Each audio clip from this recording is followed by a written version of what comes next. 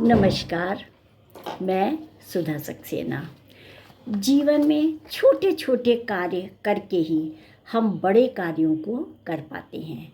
हमारा लक्ष्य तभी पूर्ण होता है और उन कार्यों की पूर्ति के लिए लक्ष्य के प्रति समर्पण होना अत्यंत आवश्यक है। समर्पण से तात्पर्य है कि जो कार्य हम करना चाह रहे हैं उसके अनेक प्रकार से जो छोटे छोटे स्टेप हैं जिसके द्वारा हम उस कार्य की पूर्णता को प्राप्त करते हैं, उन सबको समझना ही कार्य के प्रति समर्पण है। आइए आज समर्पण पर ही कुछ चर्चा करते हैं। समर्पण वह भाव है जो जीवन को सार्थक बनाता है। वह मानवीय गुणों में महत्वपूर्ण माना जाता है। जीवन में सफलता किसी चमत्कार से नहीं अपितु लक्ष्य के प्रति समर्पण से ही प्राप्त होती है। समर्पण जितना प्रबल होगा, सफलता उतनी ही बड़ी होगी। एक भक्त का ईश्वर के प्रति समर्पण उसे आदर्श बनाता है।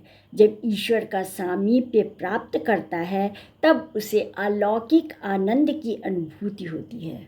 पुत्र का माता पिता के प्रति यदि समर्पण हो तो वह श्रवण कुमार बन जाता है। ऐसे ही पुत्र माता पिता की कृपा से सफलता की सीढ़ियाँ भी चढ़ने लगते हैं। किसान को समर्पण अपनी खेती के लिए होता है। जब वह इस प्रकार से कार्य करता है तब फसलें झूमने लगती हैं, खेत गीत गाने लगते हैं। यह सब समर्पण का ही तो चमत्कार है। एक गुरु का शिष्य के प्रति और शिष्य का गुरु के प्रति समर्पण, यह विश्वास जो वशिष्ठ और श्री राम और संदीपनी और श्री कृष्ण, रामकृष्ण परमहंस और विवेकानंद, समर्थ गुरु रामदास और शिवाजी के साथ ही चाणक्य और चंद्रगुप्त मौर्य जैसी गुरु शिष्य परंपरा के दर्शन होते हैं। गुरु को शिष्य की क्षमताओं पर विश्वास होता है। वह पूर्ण रूपेण अपनी क्षमता लगा देता है शिष्य को सिखाने में और शिष्य को पूर्ण रूपेण गुरु पे विश्वास होता है। और जब विश्वास होता है तो वह गुरु के आदेशानुसार, निर्देशानुसार, शिक्षानुसार कार्य करता है और तब शिष्य जो है वह सब जीवन में सफल हो जाता है। ऊपर दिए गए ये सभी जो मैंने कहे, ये सारे उदाहरण ऐसे ही गुरु शिष्यों के हैं। माँ का अपनी पालियों के प्रति समर्पण अद्भुत होता है। वह इतना गहरा होता है कि माँ बच्चे की भूख, प्यास और अन्य आवश्यकताओं को स्वयं अनुभव कर लेती है। किसी भी क्षेत्र में पूर्ण समर्पण से किया गया कार्य सिद्धि को प्राप्त करता है। समर्पण दिए की तरह होना चाहिए कि निरंतर जलते रहने वाला, प्रकाश फैलाने वाला और तपाने वाला होना चाहिए।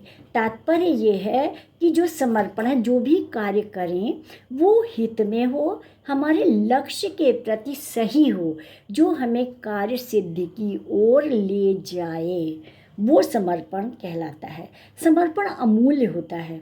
इसकी गणना अंकों अथवा शब्दों में नहीं की जा सकती है। यह अव्यक्त है। समर्पण हमें पुरुषार्थी भी बनाता है, हमारे भीतर जीवटता पैदा करता है और विभिन्न क्षेत्रों में समर्पण भाव से कार्य करने वाले व्यक्तित्वों के कारण राष्ट्र का समग्र उत्थान संभव है। राष्ट्र रूपी यज्ञ में समर्पण की समिधा से ही सिद्धि प्राप्त होती है। अनिर्वचनीय समर्पण का परिणाम सदैव शुभ और उत्कृष्ट होता है। हमें निश्चित ही अपने भीतर समर्पण के गुणों को विकसित करना चाहिए। समर्पण का तात्पर्य आप समझ गए होंगे कि जो भी कार्य हम लें उसके लिए हमारे छोटे छोटे त्याग, छोटे छोटे कार्य हमारी उस लक्ष्य को पूरा करने में सहायक होते हैं और वही छोटे छोटे कार्य जो हम अपने को नियंत्रित करके करते हैं वो समर्पण कहलाता है। आज इतना ही। आप सब ने मेरे चैनल को लाइक और सब्सक्राइब किया, उसके लिए धन्यवाद। नमस्कार।